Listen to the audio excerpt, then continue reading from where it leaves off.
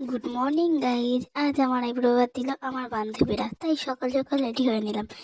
ইমা, আমার তো বিয়ে হয়ে গেছে, আবার কিসের আইব্রো ভাত? গাইজ, আজ ছিল আমার দুই বান্ধবীর আইব্রো ভাত। তো সকাল সকাল পৌঁছে গিয়েছিলাম। তারপর এক এক করে আসতে শুরু করলো আর বান্ধবীগুলো। আমি আর বৃষ্টি ফুল আনতে গিয়েছিলাম। এই বৃষ্টির মধ্যে ভিজতে ভিজতে লাগবে। এসে থেকে আলাদাই ক্যামেরাম্যান শুট ফটোশুট হচ্ছে, চলছে শুট। এখানে। মডেল আর এই ক্যামেরাম্যানকে দেখে নিন। আর আমরা দর্শক ছিলাম। আমাদের শিউলি যাই হোক, তোমাদেরকে বলা হয়নি কাদের আইবুড়ো ভাত ছিল। এই দুই বান্ধবীর আইবুড়ো ভাত ছিল, তাই আমরা এক একজন করে দুই বান্ধবীকে খাইয়ে দিচ্ছিলাম। এবার তারা দুজন দুজনকে খাইয়ে দিচ্ছিল। তাদের বিয়ে একই দিনে থাকার কারণে এর বিয়েতে ও যেতে পারবে না, ওর বিয়েতে এ যেতে পারবে না, তাই আর কি দুজন দুজনকে খাইয়ে দিয়ে একটু তারপর আমাদের যে খিদে লেগেছিলো, আমরা আর ওদের জন্য ওয়েট না করে আমরা আমাদের মতন খাওয়া শুরু করে দিলাম।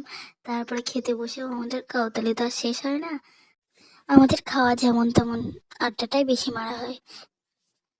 আমরা যখন একসাথে থাকি এমন কাউতালি না করি, রেস্টুরেন্টের লোক আমাদের বের করে দেয় না, এটাই আমাদের ভাগ্য বলো। আশেপাশে যারা ছিল সবাই আমাদের দিকে তাকাচ্ছিল। এরকম করে দিনটা খুব মজাই কাটিয়েছিলাম।